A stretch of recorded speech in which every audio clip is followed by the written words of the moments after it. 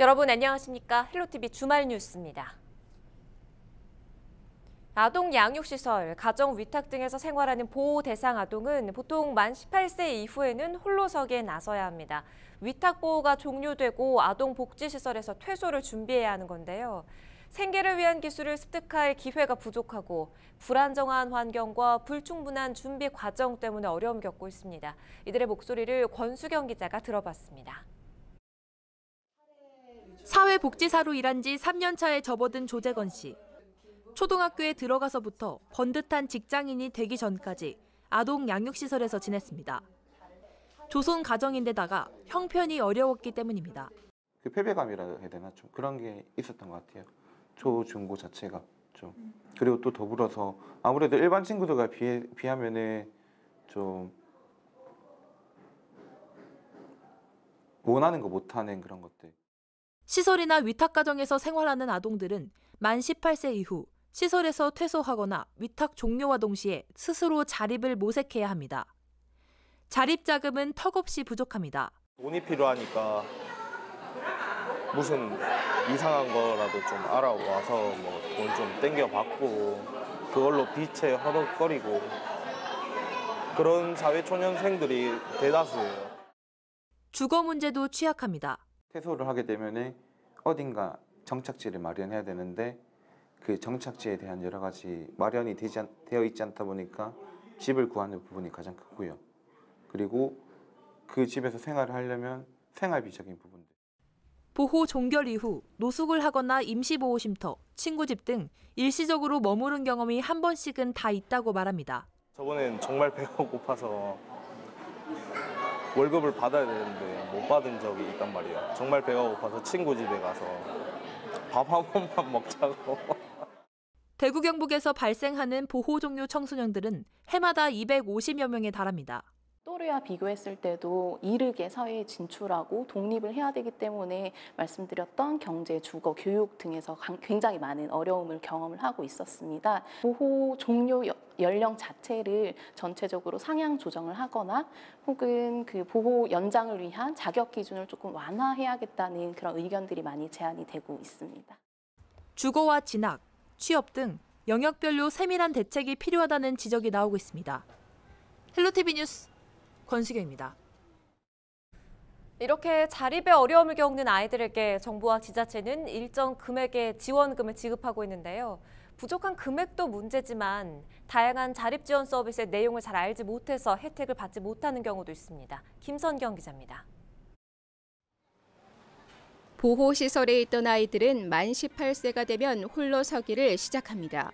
대구시와 경상북도는 독립한 아이들이 스스로 새둥지를 틀 수 있도록 자립정착금 500만 원을 지급합니다. 지난해보다 200만 원 더 늘었습니다. 신청할 경우 매달 30만 원의 자립수당도 받을 수 있습니다. 보건복지부 시범사업 중 하나로 올해 처음 도입됐습니다. 이외에도 자립을 돕기 위한 직업훈련이나 혼자 마련하기 어려운 수술비 등도 지원됩니다. 아동복지시설에서 생활하다가 보호가 종료되면 아동이 시설 밖으로 나오게 되는데요. 이때 지역사회 내에 안정적으로 정착할 수 있게끔 하기 위해서 자립지원금 500만 원을 지원하고요. 대학 진학하는 경우에 대학 등록금과 입학금을 지원하는 제도도 있습니다. 하지만 혜택을 받지 못하는 경우도 허다합니다. 보건복지부 조사 결과 전국 보호 종료 아동 가운데 절반 이상이 자립 지원을 받지 않고 있는 것으로 나타났습니다.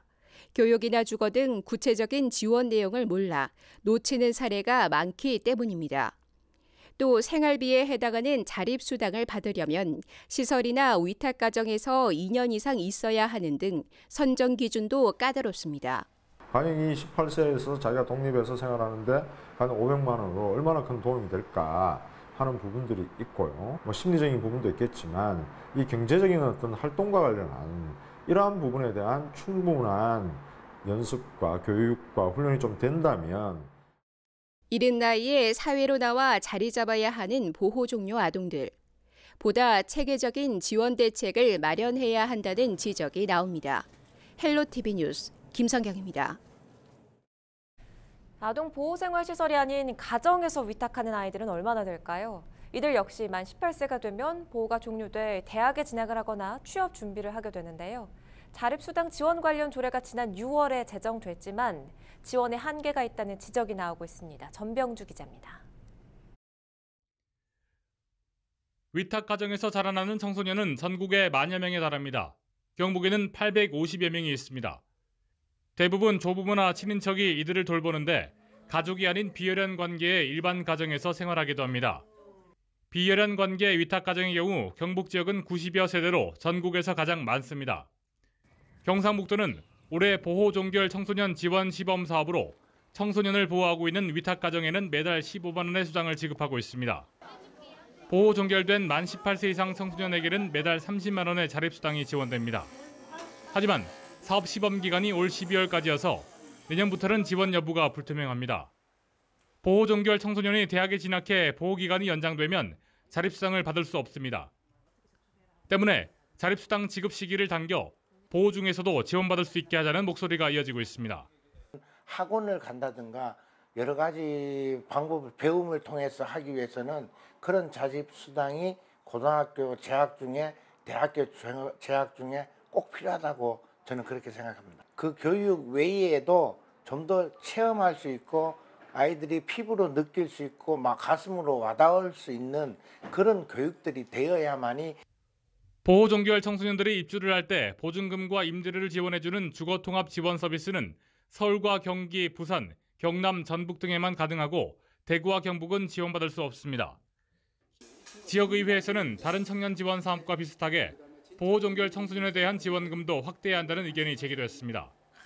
원룸도 지금 구하기 힘든 그런 형편이에요. 제도는 돼 있는데 빈약하기 때문에 1인 1가정이라든지 1인 1사라든지 그런 이제요. 제가 또 이제 매칭도 특히 우리 북부 지역요. 이쪽으로는 상당히 참 그 가기도 지금 그 아이들 엄청 불편하잖아요. 그래서 유명무실한 그런 지금요 시설이기 때문에 이제는 신도청 시대에 이쪽 북부에요. 안동 정도에도 지금 하나 있었으면 하는요. 보호 종결 청소년들이 사회 정착 단계에서 차별받지 않도록 보호 단계에서부터 보다 체계적인 교육과 지원이 필요해 보입니다. 헬로티비 뉴스 전명주입니다. 경산 지역 쓰레기 수거업체 노동자들의 파업이 2달 넘게 이어지고 있습니다. 단식 농성까지 시작했지만 경산시는 노사 문제에 개입할 수 없다며 뒷짐만 지고 있습니다. 이하영 기자입니다.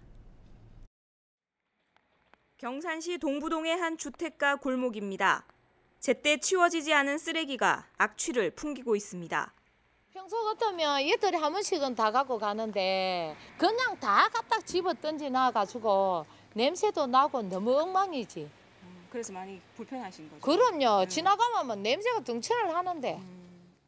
경산 지역 쓰레기 수거업체 소속 노동자들의 파업이 장기화되고 있습니다. 이들은 지난 7월 1일부터 직접 고용과 근로 조건 개선을 내걸고 파업에 돌입했습니다. 지난달 30일부터는 노사 문제에 대한 경산시의 대책을 요구하며 단식 농성을 시작했습니다. 업체와 우리 노동자의 문제가 아니라 우리가 원래는 경산시가 직접 수행하던 업무를 민간에게 위탁했기 때문에 그 책임은 경산시가 있습니다. 파업 문제에 대해서는 경산시가 해결을 해야 된다고 보고 있습니다. 업체 측은 노동자들이 요구하는 기본급 5% 인상과 정년 65세 연장에 합의해 줄 수 없다는 입장입니다. 2018년 4월 4일 날 합의한 내용이 정년 60세에서 63세로 연장해 줬습니다.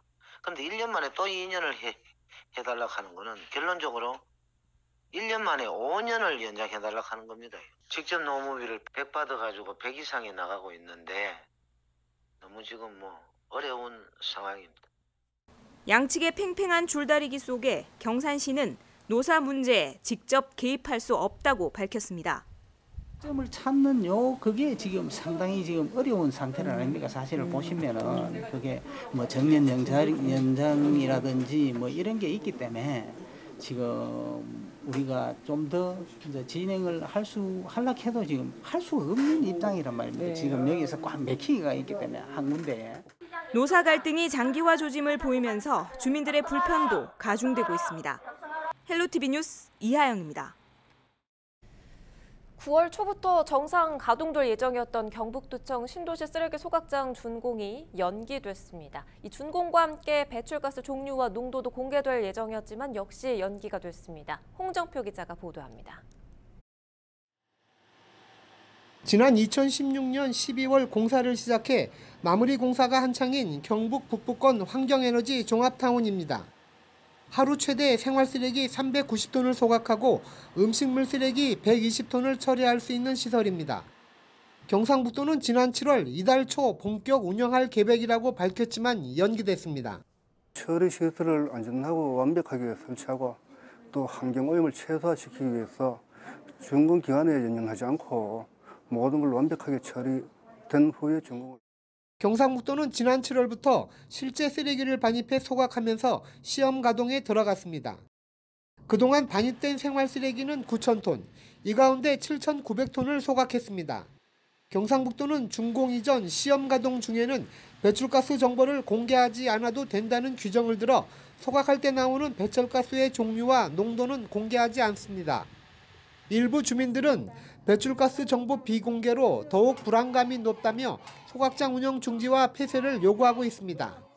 염려하는 거는 지금까지도 사실은 어느 정도의 유해 물질이 나오는지도 공개도 안 됐었고 환경적인 피해를 더 입고 지내야 된다는 거에 대해서 불안하게 생각을 하죠. 소각장 배출가스의 종류와 농도를 공개하라는 신도시 주민들의 목소리는 계속 이어지고 있습니다. 정말 안전한지 주민들이 언제든지 볼 수 있게 해달라는 것이고 투명하게 운전하고 있는지를 언제든지 주민들이 요구하면 볼 수 있게. 소각장 준공 연기로 배출가스 종류와 농도 공개도 연기되면서 쓰레기 소각장을 둘러싼 진통은 당분간 계속될 것으로 보입니다. 헬로티비 뉴스 홍정표입니다.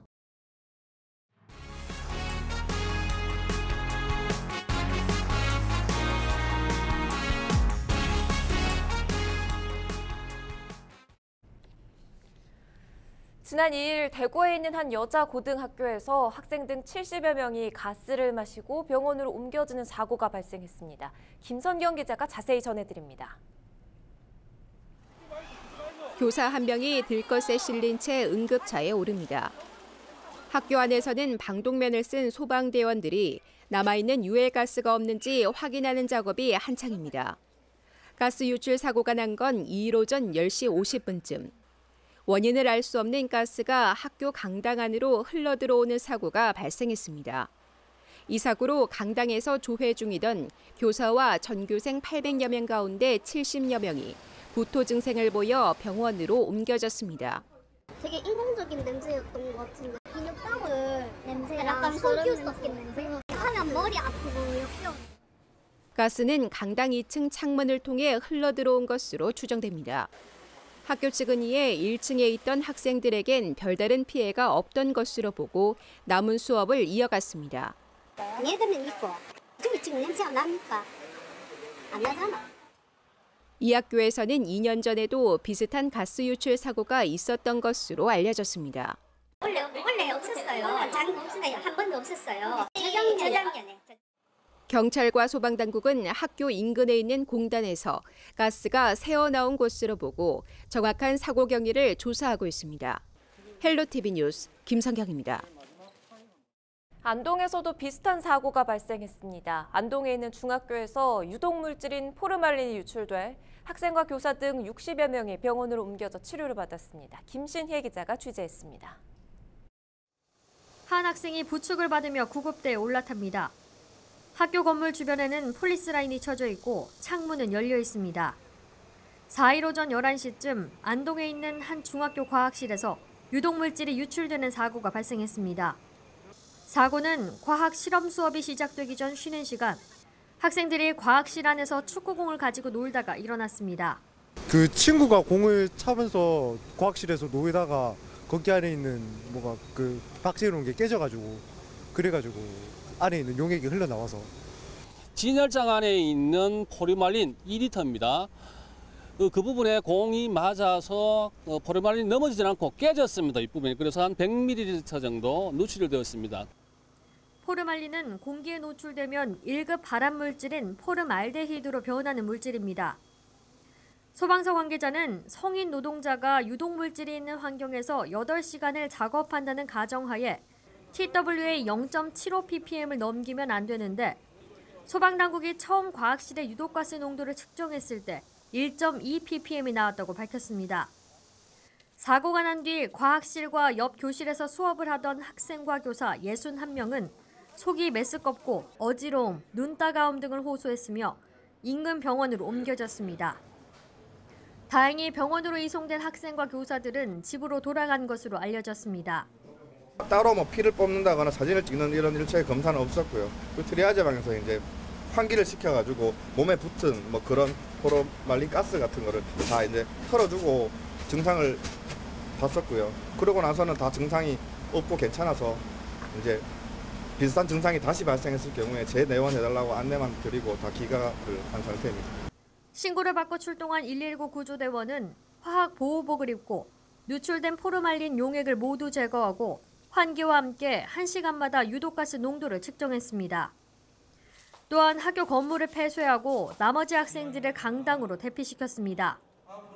학생들은 4시간 뒤 모두 귀가했고 소방당국은 밤까지 선풍기 등을 활용해 포르말린을 날리는 작업을 이어갈 계획입니다. 최근 대구 경북 지역 학교에서 잇따라 가스 누출 사고가 발생하면서 재발 방지 대책 마련이 시급하다는 목소리가 높아지고 있습니다. 헬로티비 뉴스 김신혜입니다. 경북도청 신도시 개발 당시 많은 원주민들이 정든 집을 떠나고 새로운 보금자리를 찾았습니다.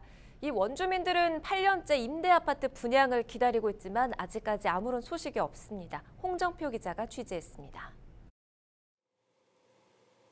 안동시 풍천면 지풍로 컨테이너 하우스 마을입니다. 김 기자 할머니는 2012년 경북도청 신도시 건설 당시 이곳 임시 주거지로 왔지만 8년째 떠나지 못하고 있습니다.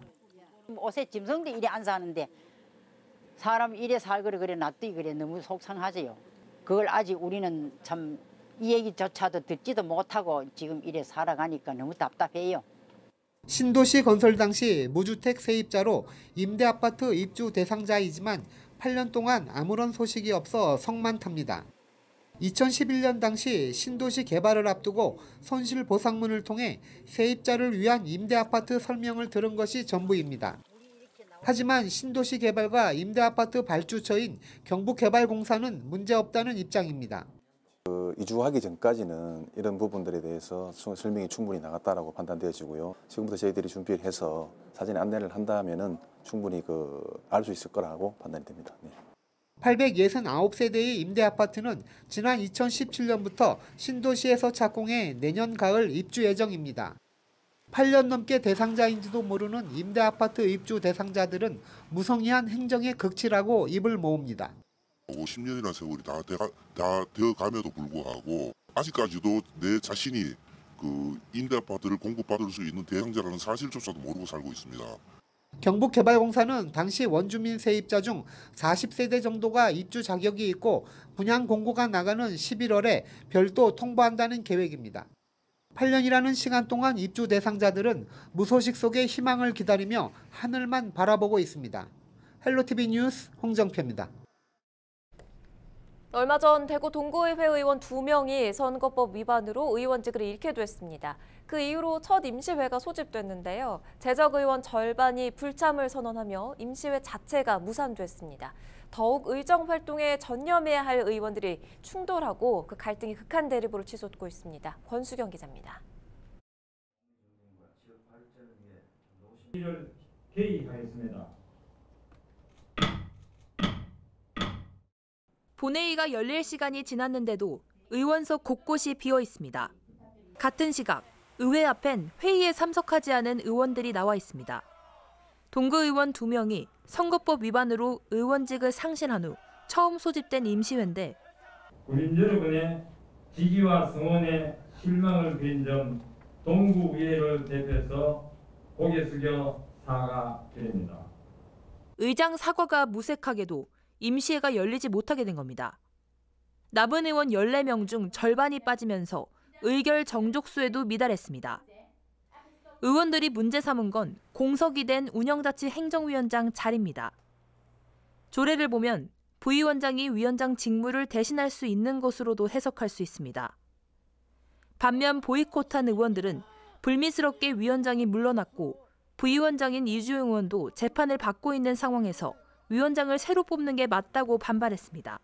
직무대행이라 하는 것은 기간이 있고 앞으로 10개월 정도 남았는데 그 10개월을 직무대행으로 체제로 간다 하는 것은 다른 시도에 기초자치단체에 많은 문의를 해봤지만 그것은 상식에 어긋난다. 위원장 선임의 건을 상정하지 않는다면 앞으로도 일정을 거부하겠다고 예고했습니다. 꼭 필요한 주민들의 조례가 한 4건 있었어요.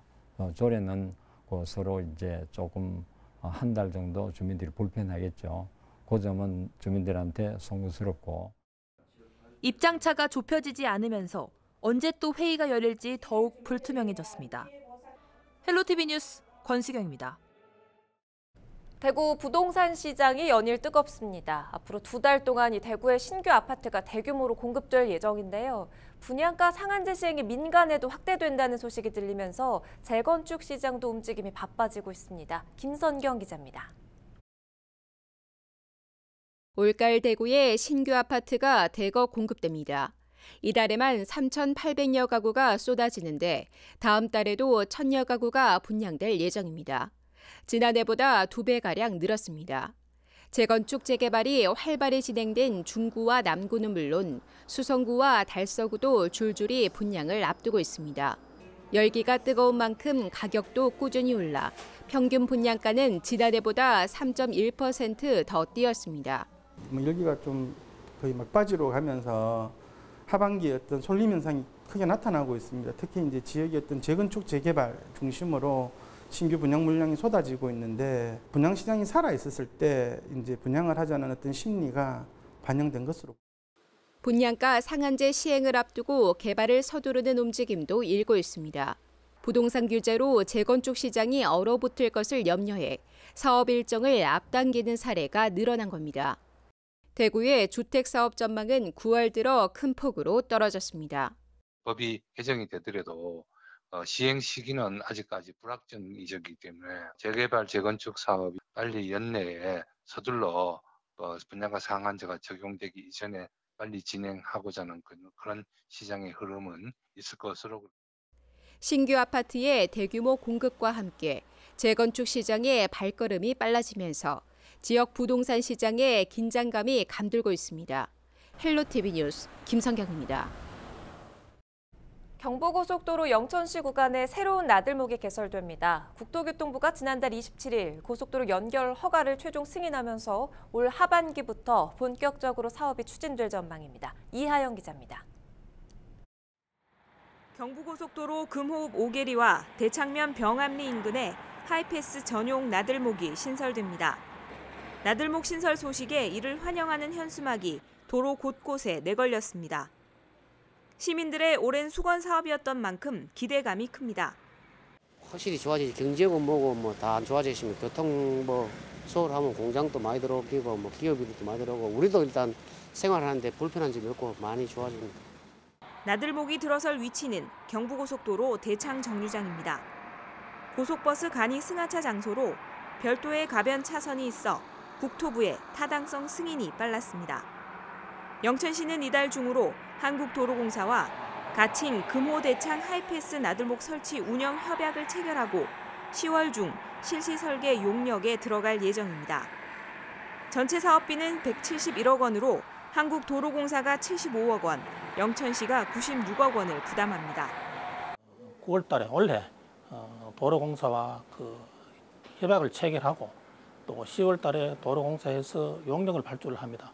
용역을 발주를 하면은 내년 초에 보상금을 추진을 하고 내년 한 8월 정도에 공사를 착공할 계획입니다.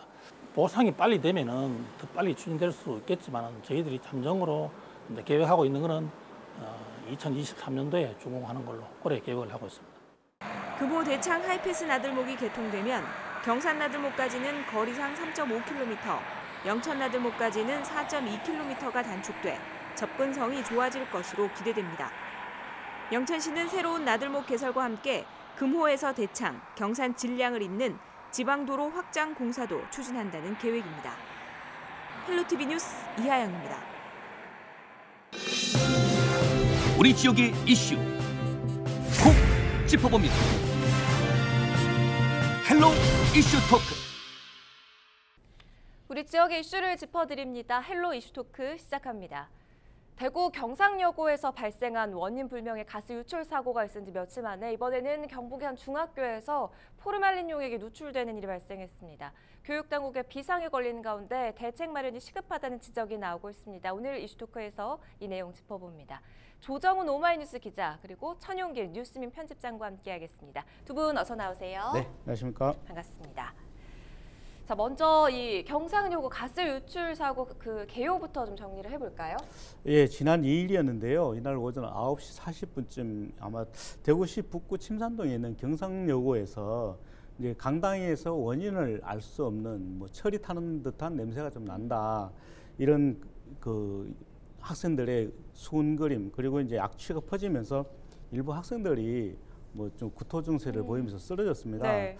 그래서 이제 이때 당시에 그는 이제 교장이 새로 취임을 하면서 취임식 겸 아침 조회 시간이었거든요. 강당에 많은 학생들이 모여 있는 상황이었겠네요. 예, 그렇죠. 약 750명 정도가 모여 있었습니다. 뭐 교직원들까지 합치면 800명 가까이가 모여 있었다고 하는데요. 네. 이제 이날 학생들에 따르면은 그 조회 시간 중간쯤부터 이제 냄새가 난다. 그래서 이제 이런 수군거리기도 하고 이야기가 있었는데 이제 그 경상여고 인근에 그 3공단이라고 이제 공단이 좀 있습니다. 이 공단에서 이제 나오는 냄새가 아닌가 이렇게 생각을 했습니다. 네. 그래서 이제 교직원들과 학생들은 강당에 있는 창문을 다 닫고 이제 인근 그 닫고 악취가 이제 덜 나도록 이제 조치를 하긴 했는데 창문을 닫고 난 다음에 악취가 더 심해진 것으로 알려졌습니다. 그래서 조회는 정상적으로 끝났지만 이제 몇 명의 학생들이 그 어지럽다, 또 속이 안 좋다, 메스껍다 이렇게 얘기를 하면서 보건실로 갔는데요. 네. 이제 당초 7명이 이제 병원에 이송돼서 이제 치료를 받았습니다. 7명이 이송돼서 치료를 받았지만 오후에 이제 추가로 환자가 더 발생을 했습니다. 그래서 오후에는 모두 그 74명이 이제 그 병원으로 이송이 됐습니다. 그래서 12개의 병원으로 이렇게 나뉘어서 치료를 네. 받았는데요. 이들은 대부분 이제 어지럼증이나 그다음 복통, 구토 증상을 이제 호소를 했고요. 특히 강당 입구의 왼쪽 부분에 서 있던 학생들 사이에서 환자가 많이 발생한 걸로 이렇게 알려졌습니다. 지금 이 사건이 발생한 지 며칠이 지났는데도 원인 규명이 명확히 되지 않고 있는데 이 사건뿐만이 아니라 그동안에도 악취로 인한 피해가 지속되었다는 이야기가 나오고 있어요. 맞습니다. 이 경상여자고등학교에서 이 악취가 이번에 갑자기 생긴 일이 아니었거든요. 이 학교 관계자에 따르면 악취가 심해서 2년 전부터 이 북구청과 대구시청에 민원을 넣어서 이 문제를 해결해 달라 이런 요구를 해왔지만 네. 아직까지 이게 원인을 파악을 못하고 있습니다. 아마 이 주변 공단 지역에서 대기오염 물질이 나오는 것 같다 이렇게 추정하고 있긴 한데 경상여고 바로 옆에 보면 아까 조 기자님이 이야기한 것처럼 대구 3공단 네. 그리고 조금 떨어져 있는 그 대구 염색공단이 있거든요. 네. 여기에서 아무래도 이 뭐 악취의 원인이 되는 가스가 유출되는 것 아니냐, 아니면 배기가스가 유출되는 것 아니냐 이런 의구심을 가지고 이 뭐 원인 파악을 요청을 했는데 네. 학교 측이 결국 지난해였죠. 5월에 대구교육청에 공문을 보내서 북구청과 대구시와 교육청이 머리를 맞대고 이 문제의 원인을 찾아보자라고 했는데 북구청이 해당 지역에 있는 공단들을 점검을 하고 해봤는데도 이 특별한 원인을 파악하지 못했어요. 과연 이게 그러면 주변 공장에서 나오는 가스의 문제인지 네. 아니면 다른 문제가 있는지 현재까지도 원인 파악이 되고 있지 않은 상황입니다. 지금 인근 공단에서 흘러들어온 어떤 그런 뭐 오염 물질이 있다면 그것도 문제인데 창문을 닫고 난 이후에도 안에 악취가 더 심해졌다는 게 좀 걱정스럽습니다. 지금 그럼에도 이번 사태가 있던 날 학교 측 안일한 대처가 이 사태를 키웠다 이런 지적도 나오고 있잖아요. 네, 그렇습니다. 제가 그날 오후에 이제 학교에 가봤습니다. 네. 가봤는데 어떻든가요? 학생들이 모두 그 집으로 돌아간 상태였었는데요. 그 학교 그 정문 앞에 섰는데 냄새가 좀 매캐한 냄새가 많이 나더라고요. 그래서 이제 학교 관계자에게 왜 이런 냄새가 아직도 나느냐 이렇게 물었더니 우리 학교에는 이런 냄새가 수시로 났습니다라고 얘기를 하더라고요. 앞서 그 청 기자께서 얘기했듯이 무려 2년 전부터 이런 냄새가 많이 났었는데 그럼에도 불구하고 학교에서는 제대로 대처를 하지 못했다 이런 비판이 일고 있는데요. 이날도 마찬가지였습니다. 가스를 마시고 학생들이 어지럼증과 복통을 호소를 했는데 그렇지만 학교 측은 신속한 대응을 하지 못했다 이런 비판이 지금 쏟아지고 있습니다. 그 학생들이 유독가스를 마시고 수십 명이 병원에 입원했습니다. 그날만 해도 모두 74명이 그 병원으로 이송이 됐는데 학교에서는 이 학생들 외에는 나머지 학생들을 계속해서 수업을 시켰거든요. 그리고 결국 이제 오후 2시, 3시가 돼서야 학생들을 귀가 조치를 시켰습니다. 이 때문에 이제 상당히 비판 여론이 지금 일고 있는데요. 누리꾼들은 저런 상황에서도 귀가 조치를 안 하는구나 뭐 이렇게 얘기를 하기도 하고 이래서 학교에 제대로 보낼 수 있겠나 또는 이럴 때는 교장이 그 재량하에서 재빠르게 좀 이렇게 판단을 하고 대처를 해야 되는데 교장은 도대체 뭘 했느냐 학교장의 빠른 대처가 결단이 필요한데 안타깝다 이런 비판성 그 글들이 많이 올라오고 있고요.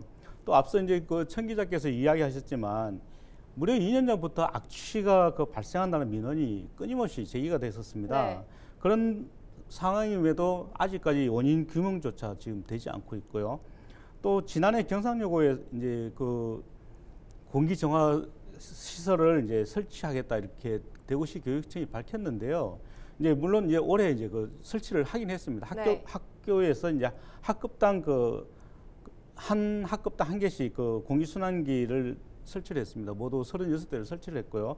그리고 공기청정기를 100대를 설치를 했지만 이거는 이제 그 단지 설치를 하고 그 실내 공간에서만 문제가 조금 공기순환이 될 뿐이지 학교 전체에 퍼져 있는 공기를 다 순환시킬 수는 없거든요. 그래서 근본적인 대책을 마련하고 원인부터 찾아야 되는데 아직까지도 원인을 못 찾고 있는 거죠. 지금 2년 전부터 이런 냄새가 났다는 거는 굉장히 심각한 부분인 건데 당시에도 이 조사 자체가 좀 허술하게 진행됐다 이런 논란도 나오고 있다고요? 맞습니다. 그 2년 동안 이렇게 반복되는 민원이 제기되는 동안 도대체 그러니까 관계 당국은 뭘 했냐 이런 비판이 제기되면서 그동안 어떤 방식으로 조사가 됐는지 이번에 문제가 좀 불거졌습니다.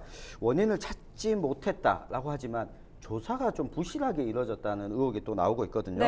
2017년 9월 이후에 북구청이 이 보건환경연구원에 복합 악취 포집 조사를 의뢰했는데 모든 검사에서 적합 판정이 나왔습니다. 근데 이 해당 검사에서 경상여자고등학교 운동장에서만 일시적으로 이 검사를 진행했던 것으로 확인이 됐거든요. 왜냐하면 이 경상여고에 있는 건물의 위치를 보면 이번에 학생들이 교장 취임식 때 악취를 느꼈던 강당 쪽이 밖에서 상공단 쪽과 마주보는 쪽이고 그리고 학교 건물이 이렇게 세워져 있으면 운동장은 건물에 가려져 있는 부분이거든요.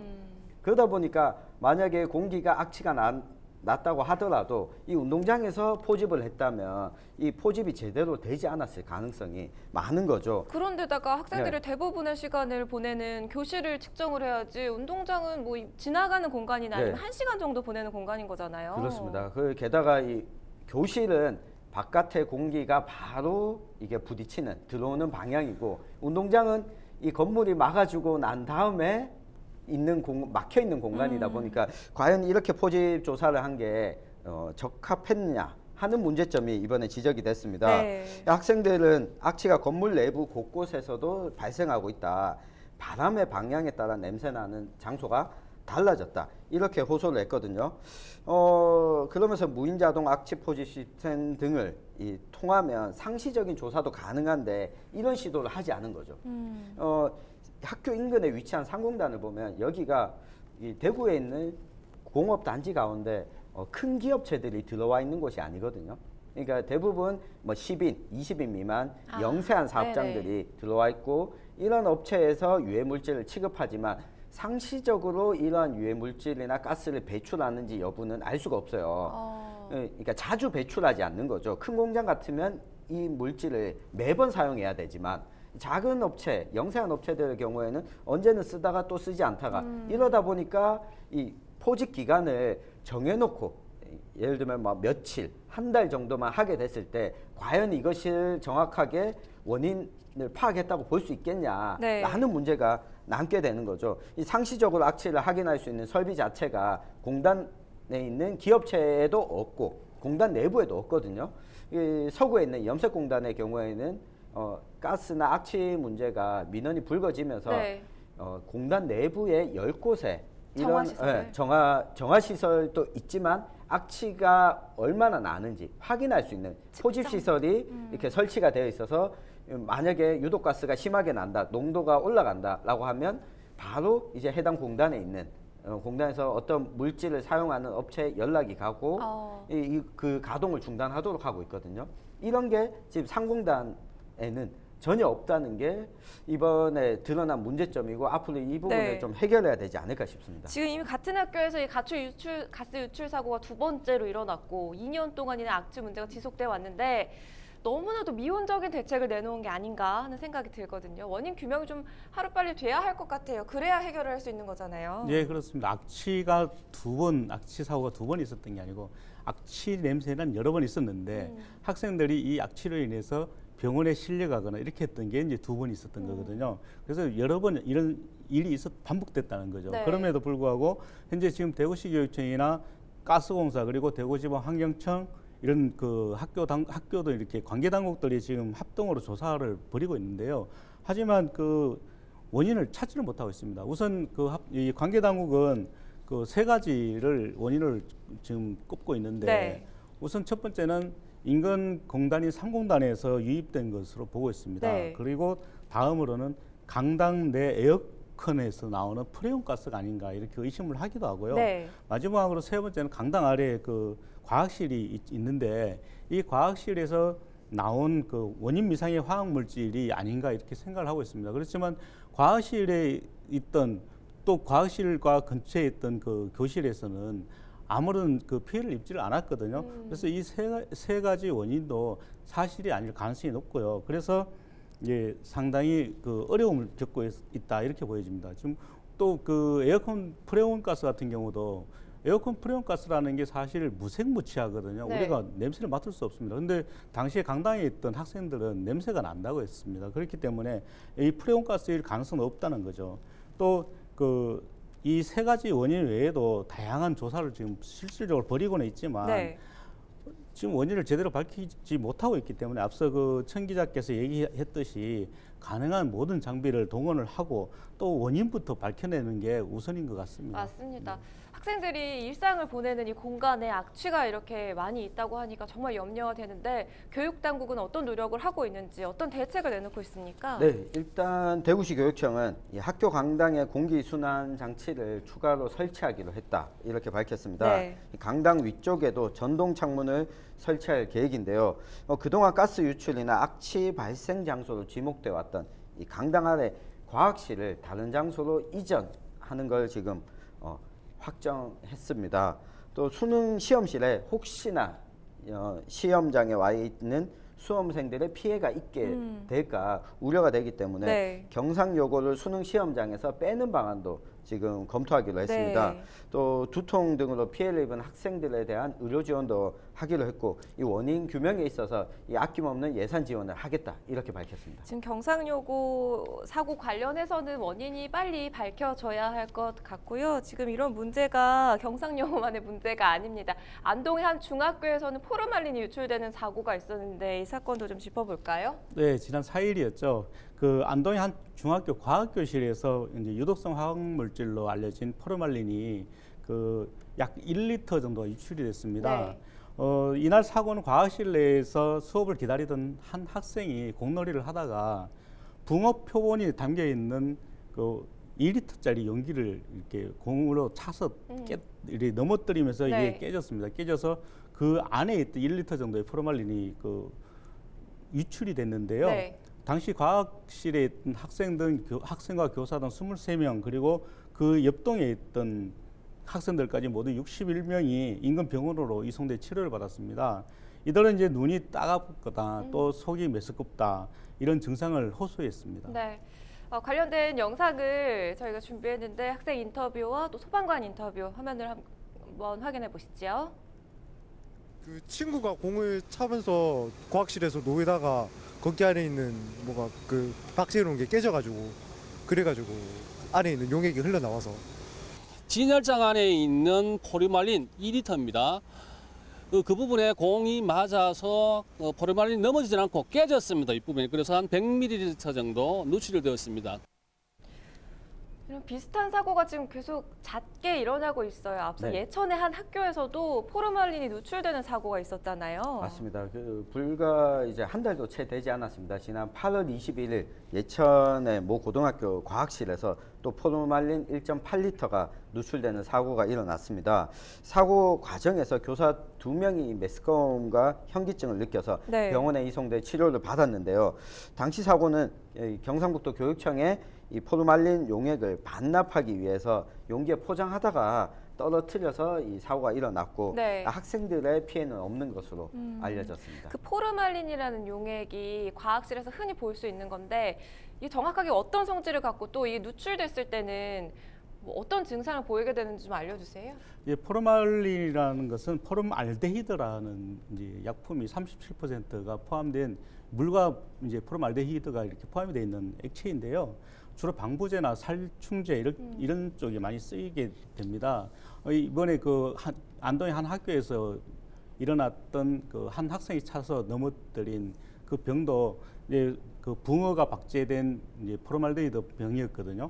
그래서 이게 이제 그 공기 중에 떠다니게 되는데요. 흡입하게 되면 메스껍기도 하고 또 구토라든지 호흡곤란 증상이 발생을 합니다. 네. 그래서 안전을 위해서 이제 포르말린 허용 기준이 있습니다. 0.3 ppm인데요.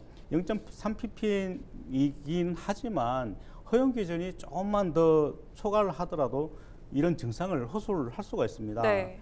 예를 들어 0.5 ppm이나 0.6 ppm만 되더라도 메스꺼움을 느끼게 되고요. 구토 등 증상을 호소를 하게 되고 또 노출이 길어지면은 급성 기관지염 등이 발생하기도 합니다. 네. 결국 이 포르말린 누출 사고의 경우 안전 불감증이 불러온 사고가 아닐까 이렇게 보는 시각이 많이 있죠? 맞습니다. 이 과학실에서 이 벌어진 사고였기 때문에 과학실에 이러한 유해한 용액이 있다라는 것들을 사전에 감지하고 있었다면 좀 안전 교육을 철저히 했어야 하지 않았나 네. 이런 문제가 남았습니다. 그리고 누출된 이후에 용액을 걸레로 닦기도 했는데 이러한 행위가 유해가스를 더 빨리 산화시켜서 네. 이 공기 중으로 이 가스를 더 많은 농도의 가스가 유출되도록 하게 되는 거죠.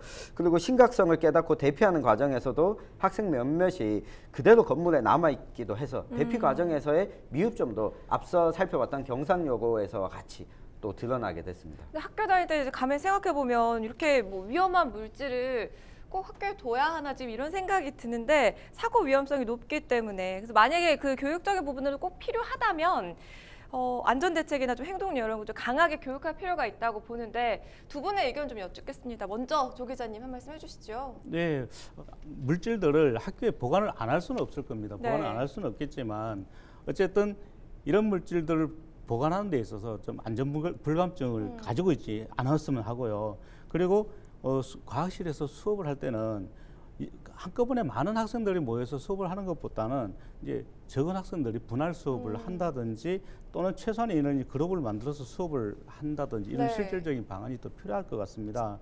그리고 이제 위험한 용액이기 때문에 아무래도 이제 깨지기 쉬운 것들은 그 보관할 때 완충 작업을 좀 하는 게 좋을 텐데요. 완충 작용을 할 수 있도록 하는 게 좋을 것 같은데요. 완충 캡을 씌우거나 또는 그 만일의 사태를 예방할 수 있는 장치들을 보관하는 게 필요할 것 같습니다. 이거 어떻게 수습을 해나가야 될까요, 조 기자님? 이런 부분이 좀 부족한 것 같아요.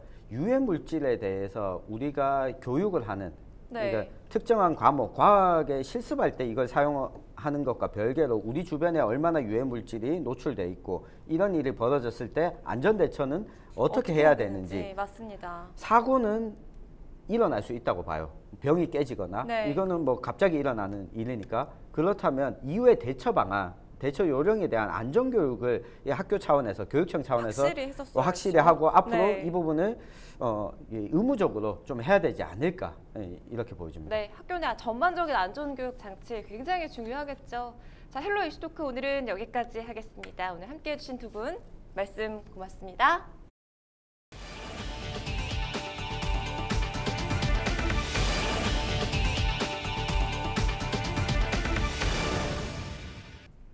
이상으로 헬로티비 주말 뉴스를 모두 마칩니다. 지금까지 시청해주신 여러분 고맙습니다.